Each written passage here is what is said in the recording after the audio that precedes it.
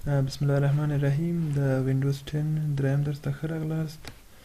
نن به انشاءالله د وینډوز د عملي برخو څخه درس شروع کړو.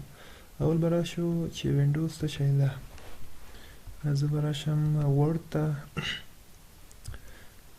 په ورډ کې به زه ولیکم چې اول اپریټینګ سیسټم ده. اپریټینګ سیسټم یا او اس. او اس څه شی ده؟ او اس یا اپریټینګ سیسټم دا څه شی ده؟ دا یو سافټویر ده چې موږ ته اجازه راکوي چې موږ له اپلیکیشن سافټویر څخه استفاده وکړو. یعنی که اپریټینګ سیسټم نه وي تاسو نشئ کولی چې له کمپیوټر استفاده وکړئ. کمپیوټر خو تاسو پوهیږئ چې ټول مکمل هارډویر ده، کیبورډ ده او بټنونه دي، سکرین ده او دا برخې دي. بس نو تاسو له کمپیوټره هیڅ استفاده نشئ کولی کله چې یو اپریټینګ سیسټم نه وي. کله چې تاسو له اپریټینګ سیسټم پکې انسټال کړئ بیا وروسته له هغه تاسو کولی شئ چې له کمپیوټر څخه په پوره ډول استفاده وکړئ. د اپریټینګ سیسټم څه شی سو؟ اپریټینګ سیسټم یو منځګړی سافټویر ده چې تاسو ته اجازه درکوي چې د کمپیوټر له هارډویر څخه او له نورو سافټویرو څخه مثلا د ورډ پروګرام ده زه له دې څخه ګټه اخلم. که اپریټینګ سیسټم نه وي زه له دې څخه ګټه نشم اخیستی. کمپیوټر کې مې حافظه ده، میموري ده، زه له میموري څخه که اپریټینګ سیسټم نه وي ګټه نشم اخیستی. دا څه شی سو؟ اپریټینګ سیسټم. نو وینډوز څه شی ده؟ وینډوز د اپریټینګ سیسټم یو ډول ده. خپله د اپریټینګ سیسټم څه شی سو؟ یو ډول سو. وینډوز ده، ماک ده، لاینکس ده، یونیکس ده. تنه دا نه ده چې وینډوز خپله یو اپریټینګ سیسټم ده. د وینډوز په شکل نور اپریټینګ سیسټمونه هم شته. یو یې ماک ده، لاینکس ده او یونیکس دي.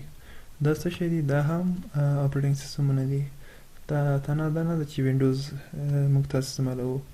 نور اپریټینګ سیسټمونه هم شته، ماک ده، لاینکس ده، یونیکس دي، چې هغه خپل قوانین لري او خپل په طریقه باندې کار کوي، چې اکثر خارجي ملکو کې له لاینکس بیا استفاده کیږي. خو افغانستان کې چې دا د کاپرایټ موضوع ډېر نه مراعات کیږي، په دې خاطر خلک خوشحاله دي چې له وینډوز استفاده وکړي. زه به راشم لومړني درس ته. اول به راشو د کمپیوټر صفحې ته څه شی وایي؟ سکرین. دا یو سکرین ده، په دې کې وال پیپر پروت ده. وال پیپر څه شی دي؟ د صفحې عکس ته وال پیپر وایي، چې وروسته به همداسې کم مخ ته ځو هره موضوع به موږ ته انشاءالله واضح کیږي. اول به راشو رایټ کلیک ته. تاسو رایټ کلیک وکړئ. رایټ کلیک څه ته وایي؟ دلته راشئ، زه به تاسو ته رایټ کلیک درښکاره کړم. د تاسو ټچ پاد خو وینئ، دا کوم ځای کې ستاسو د ماوس په شکل ده، دغه طرف ته څه شی وایي؟ رایټ کلیک. دلته کلیک وکړئ، دلته وایي رایټ کلیک. دغه طرف دی، صحیح ده؟ دا څه شی سو؟ رایټ کلیک. او دا بل طرف یې لیفت کلیک. زه به راشم رایټ کلیک به وکړم. اول راشئ ویو ته. دلته لیکلي لارج آیکنز. آیکن څه شی دی؟ هر پروګرام جلا جلا آیکن ورکوي هر برخې ته. تاسو وینئ چې د کمپیوټر د عکس چې معلومیږي دلته څه شی وایي؟ آیکن. دا د ریسایکلبین آیکن ده، دا د نور پروګرامو آیکنونه دي، عکسونه دي، دا د یو گیم آیکن ده. هر سافټویر جلا آیکن لري. زه چې راشم ویو ته، لارج آیکن، تاسو وینئ چې دغه عکسونه یا آیکنونه ماته لوی شو. میډیم آیکنز اندازه کوچنی کیږي، تاسو ته راشئ سمال آیکنز ډېر کوچنی کیږي. زه میډیم انتخابوم. بیا راځم دلته ویو ته. دلته لیکلي آټو ارینج آیکنز. دا اوس غیر فعاله ده. زه اوس کولی شم چې د آیکنونه له یو ځای بل ځای ته وسم.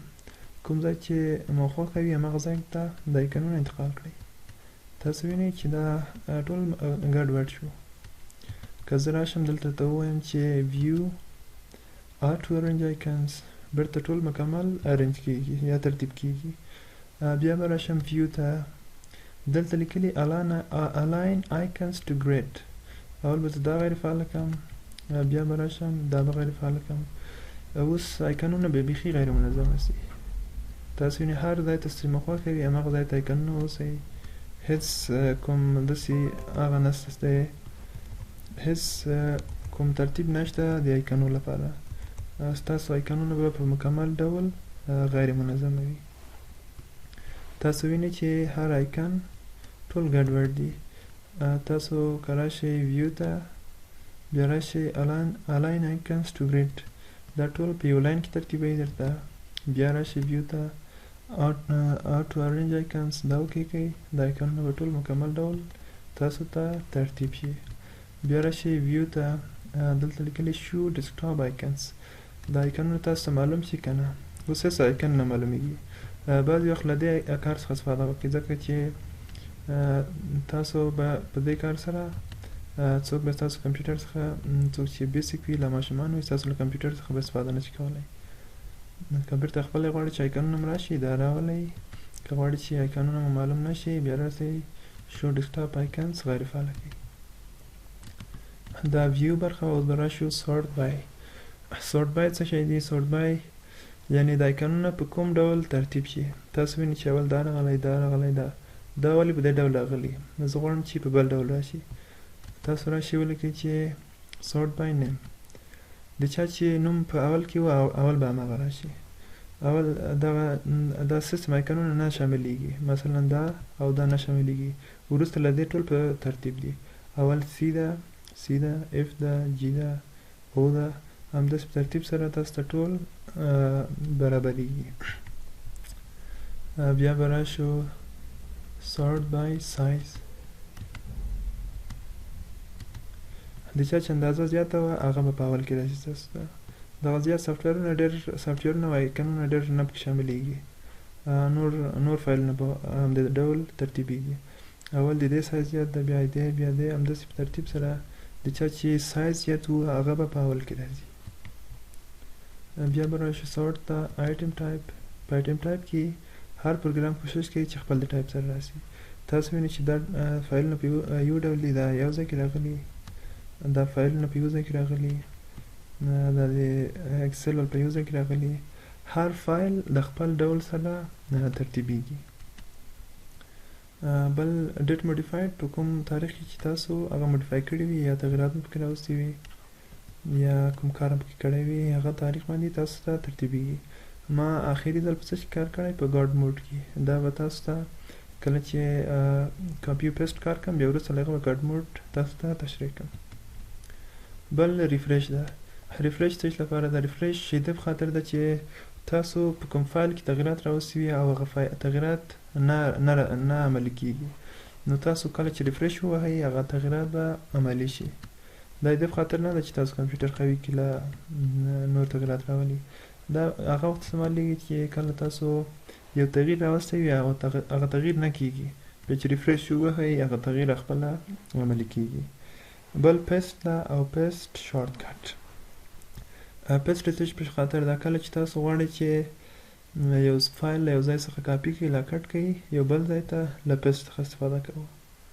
راشئ دلته، زه راځم دلته، راځم انډرایډ ته، دغه د انډرایډ یوه ویډیو ده، زه غواړم چې دا صفحې ته کاپي کړم. تاسو به راشئ دلته به رایټ کلیک وکړئ، دلته لیکلي کاپي. که دا کاپي کړئ، له دې ځای څخه اخیستل کېږي، دلته هم پاتې کېږي. چیرې کاپي کېږي؟ د صفحې مخ ته. بیا پیسټ ووهئ، پیسټ. دغه ویډیو راغله دلته کاپي شوه. تاسو وینئ چې دا ویډیو دلته کاپي شوه. بل څه شی دی؟ بل کټ ده. دلته راشئ، دا یو کاپي و یو کټ. که کټ ووهئ، دا ویډیو له دې ځای څخه اخیستل کېږي او دلته کاپي کېږي، او دلته کاپي کېږي او له اصلي ځای څخه پاکېږي. بیا به راشم دلته را به شو، دلته څه شته؟ دا ویډیو به زه وایم کاپي کړم. کاپي کړئ، دلته پیسټ باندې پوه شوئ، هغه له هغه ځای اخیستل کېږي، دلته راوړل کېږي. که کاپي هلته هم پاتې کېږي، دلته پاتې کېږي. که کټ وي، په اصلي ځای کې نه پاتې کېږي، دلته ته نه راځي. بل پیسټ شارټ کټ. پیسټ شارټ کټ داسې ده چې ستاسو فایل به په اصلي ځای کې دلته ته نه یو لینک پاتې کېږي. تاسو راشئ د دې اندازه وګورئ، دلته پراپرټیز ته، دا څو MB ده؟ 9 MB ده. او لینک یې وګورئ، لینک یې شاید څو KB. لینک یې بیخي اندازه کوچنۍ ده، په لینک کې څه شي پراته دي د همغه فایل ادرس دلته ډیټیل ته راشئ تاسو وګورئ چې 1 KB ده دلته اصلي فایل نه ده دلته چې کلیک وکړئ ستاسو لپاره هغه ویډیو بیا خلاصي اوس تاسو وینئ چې دا ویډیو دلته پلی ده که دلته هم ده دلته هم چې کلیک کوئ تاسو پلی کیږي او که دلته کلیک وکړئ ویډیو له کوم ځای راځي تاسو ته ویډیو له اصلي ځای څخه دلته ته نه ادرس پروت وي که ویډیو له اصلي ځای څخه پاکه کړئ له دې ځای څخه بیا هغه ادرس یې تاسو ته کار نه کوي اوس کله چې دلته زه کلیک وکړم دا ماته وایي چې هغه ویډیو پاکه شوې ده ویډیو په کوم ځای کې ده ویډیو په ریسایکل بین کې بیا په ریسایکل بین به خبرې وکړو د نن درس همدومره و اوس غواړم چې تاسو ته یو تخنیک در زده کړم تخنیک څه شی ده تخنیک د ګاټ موډ لپاره ګاټ موډ نومیږي ګاټ موډ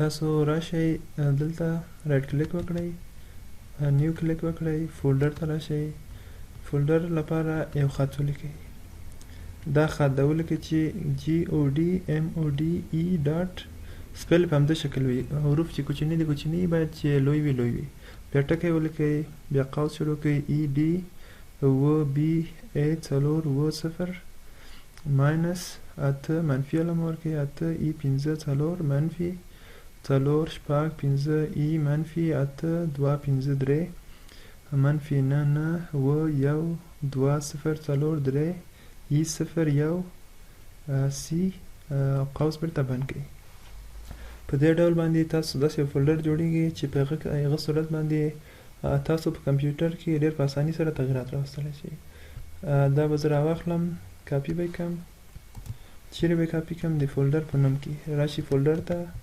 ولیکئ چې رینیم هماغه کوډ کاپي کړئ که کاپي کولی نه شئ ویې لیکئ هماغه څه چې ما تاسو ته وویلو هغه راشئ ویې لیکئ بیا راشئ انټر ووهئ تاسو وینئ چې دلته یو بل رقم فولډر جوړ شو په دې کلیک وکړئ دلته ستاسو د کمپیوټر هغه مهم تنظیمات ټول تاسو ته لیست کیږي تاسو بیا وروسته کولی شئ چې دلته ډېر په اسانۍ سره تغیرات راولئ مثلا د اکاونټ پاسورډ مو بدلوئ دلته راشئ ډېر په اسانۍ سره خپل پاسورډ بدلولی شئ بیا دلته کلیک وکړئ مثلا په هارډ ډیسک کې تغیرات راولئ پارټیشن کوئ هر څه کوئ دلته راشئ یا غواړئ چې د ټچ پیډ کې تغیرات راولئ په ماوس کې تاسو وینئ چې دلته په اسانۍ تغیرات راوستلی شئ یا غواړئ چې هر څه چې غواړئ دلته به مهم تنظیمات ټول تاسو ته لیست شي مثلا ماوس کې تغیرات راولئ